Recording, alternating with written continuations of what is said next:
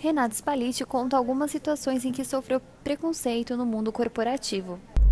Foi um chefe que eu tive, um diretor, foi meu chefe direto durante alguns anos. E ele tinha o costume de me inferiorizar de alguma forma muito sutil e muito educada, mas que me machucava bastante. E normalmente isso era feito perante instituições, empresas importantes. Então era aquela coisa meio que de me apresentar. Eu já trabalhava no Apsen, na empresa da minha família.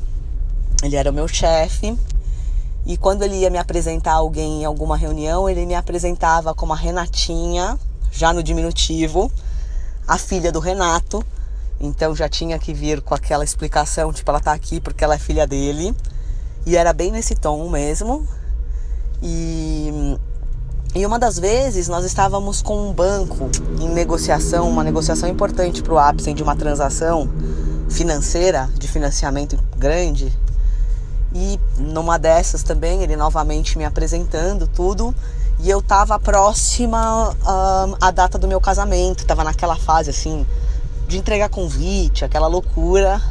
E quando ele me chamou para me apresentar, ele falou, inclusive ela vai casar agora, provavelmente vai se encher de filhos, brincando, deu uma risada e falou, e aí vai deixar de trabalhar aqui com a gente, aqui nesse...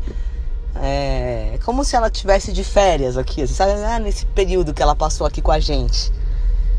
E aquilo acabava me deixando assim, muito, muito triste, muito chateada. Isso foi uma situação que eu vivi de machismo, de preconceito e também por estar numa empresa familiar. Ela conta mais um caso em que sofreu preconceito em sua profissão. Que foi uma situação de uma negociação comercial com o fornecedor.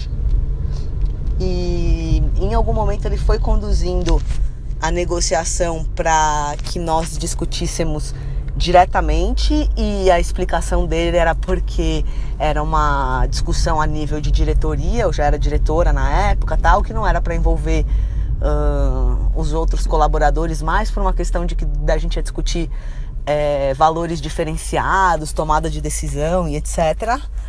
E esse fornecedor acabou tentando me seduzir para fechar um negócio ou para me ludibriar naquela transação. E aquilo para mim foi muito constrangedor. Renata ressalta as diferenças que ainda existem entre as mulheres e os homens no mercado de trabalho, principalmente a dupla jornada que a mulher precisa enfrentar. Eu acho que a mulher, ela sofre, e eu tenho até um artigo sobre isso no meu blog, algo que eu chamo de teto de liderança, teto de vidro da liderança feminina. Que é o quê? Nós mulheres, nós temos muitas coisas para nos preocupar, muito além do que os homens. Por exemplo, fazer a mão, fazer o cabelo, estar socialmente apresentável em diversas situações, cuidar da casa, cuidar do filho, cuidar, enfim, de uma série de coisas que os homens acabam levando de uma outra forma. E eu acho que socialmente eles têm menos obrigações do que nós.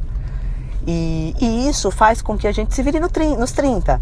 Então eu vejo muito que o horário de almoço, a mulherada se vira, não vai almoçar e ter uma hora de almoço, ficar conversando com os amigos, escovar os dentes e ter um momento de relax para voltar para o trabalho com tudo no horário seguinte.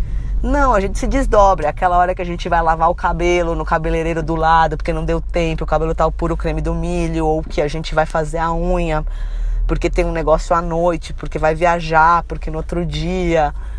Enfim, é aquele corre o tempo todo. E isso faz com que muitas vezes nós não participemos dos acordos que acontecem entre os homens. Apesar dos avanços conquistados pelas mulheres, a desigualdade ainda é uma realidade para elas, principalmente por causa da sua dupla jornada de trabalho.